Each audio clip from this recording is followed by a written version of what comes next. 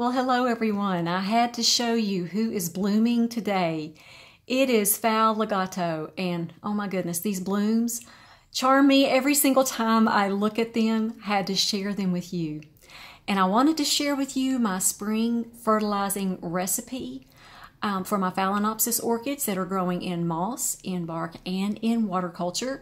It's pretty much all the same, but I'll show you some things that I have changed up and some things that have stayed the same. So let's get right to our fertilizer recipe. Okay, it's a beautiful day here in Tennessee. The sun is shining. It's about 55 degrees today, and we have more than 12 hours of sunlight during the day. So it's springtime. I'm so happy to announce. So of course that makes my fertilizing recipe a little bit different because I'm seeing more active growth in my orchids now. So I mixed up some fertilizer this morning, and what I did was I used about 1/4 to 1/3 of a teaspoon of the Better Grow Orchid Plus. Now you'll see that depends on active growth. If they're blooming, if they're spiking, I'm going to use that smaller amount. Okay, if they're growing a new leaf, growing a new spike, I'm going to use that 1/3 teaspoon. So that's about 150 to 250 parts per million. Okay, I always use the CalMag. That's 15 to 20 drops. I want to use about 50 parts per million of the CalMag to make sure that I have a good calcium, magnesium, and iron source there. And then I use the seaweed extract. It's Grow More. And I use about 20 drops of that. So as you see, I'm inching my way up on my parts per million here because I have more active growth, and I want to make sure that I fertilize to reflect that active growth. So now let's go over how often I fertilize in the different media that I grow in. Here you see Foul Pink Twilight. She is growing in bark, and at every other watering, I use the fertilizer.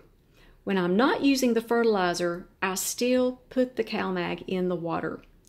I feel like the CalMag in between is a really good thing. I've done that for about a year or so, and as you see, I've had really good results. It's also important, though, about every 2 or 3 weeks to just flush clear water through the pot so that you don't get salt buildup. And now back to Fal Legato. She is growing in New Zealand sphagnum moss. And the ones that are in moss, I fertilize 2 or 3 times a month.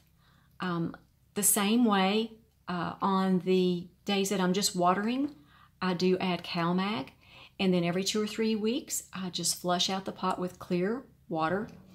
When I'm saying flushing it out, I'm just saying I'm running plain, clear, high-quality water through the pot so that it flushes out any excess salts in that pot.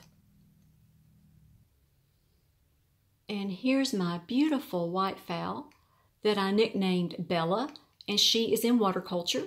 And the water culture regimen is different. This Phalenopsis orchid sits in fertilizer all of the time, except for Mondays and Fridays. Those are the days that she sets out of the water culture so that her roots will have some time to dry. So here's what Bella's roots look like. She is, of course, in water culture. She is setting in 350 parts per million. With my water culture Phalenopsis, I give it the higher dose because it doesn't have any media to hold on to any nutrients. So she gets the higher end of that fertilizer dose. And she does very well. And several of you have asked me about fertilizer and root burn. And I want to give you just 2 thoughts. I used to have root burn with my orchids before I started using CalMag. You need a good calcium source with your orchid fertilizer. The calcium does the same thing for the plants that it does for us. It keeps new growths strong. It keeps the plant healthy. So that's one tip that I have for you. Make sure that you're using CalMag or use Garden Lime. I use both. And also, another thing to think about is when you're dissolving a granular fertilizer, like Better Grow Orchid Plus, make sure that it dissolves completely in the water before you use it, because undissolved particles of fertilizer can cause root burn. So what I like to do when I'm mixing up my fertilizer is I like to take a small cup of warm water and I like to dissolve, let's say I'm going to use 1/3 teaspoon for my next fertilizer. Okay, what I'll do is I'll take that 1/3 teaspoon, I will dissolve it thoroughly in a small cup of warm water. Okay, whatever does not dissolve, I don't incorporate that into the rest of the gallon of the water.